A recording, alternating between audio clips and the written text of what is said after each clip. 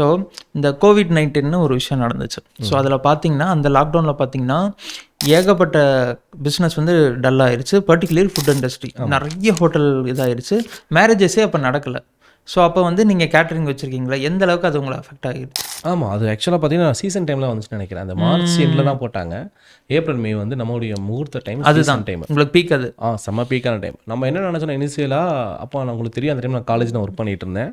So 1 month தான் pandemic இருக்கும்னு சொல்லிட்டு லாக்டவுன் போட்டாங்க. நம்ம என்ன பண்ணோம் அப்படின்னா அட்வான்ஸஸ் எல்லாமே ரிட்டர்ன் பண்ணிட்டோம். அவங்க அட்வான்ஸஸ் எல்லாமே ரிட்டர்ன் பண்ணிட்டோம்.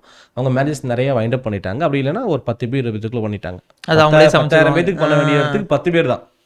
ஸோ நம்ம எல்லாமே ரிட்டர்ன் பண்ணிட்டோம். அது இல்லாமல் நம்ம கிட்ட கிட்டத்தட்ட ஒரு 50-60 எம்ப்ளாயிஸ் இருக்காங்க. அவங்களுக்கு நம்ம வந்துட்டு மந்த்லி அமௌண்ட் கொடுத்தே ஆகணும். ஆமாம் அப்படின்னு சொல்லிட்டு அது 2 மாதம் ஆச்சு, 3 மாதம் ஆச்சு, கிட்டத்தட்ட 1 வருஷம் போயிடுச்சு. ரொம்ப டஃப் சுச்சுவேஷன் தான். பட் நீங்கள் என்ன பண்ணி ஆகணும்னா அவங்கள நீங்கள் வந்து பார்த்துக்கணும்.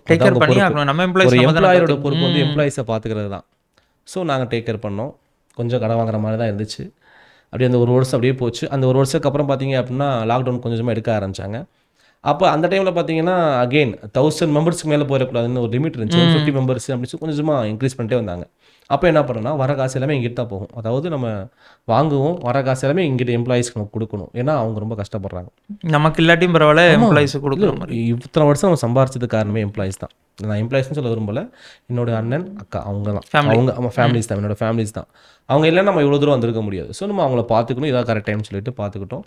அவங்கள பார்த்துக்கிட்டது தான் இதுக்கப்புறம் லாக்டவுன் முடிஞ்சு 4 வருஷம் ஆச்சு. பை காட்ஸ் கிரேஸ் ரொம்ப நல்லா சிறப்பாக போயிட்டுருக்கு.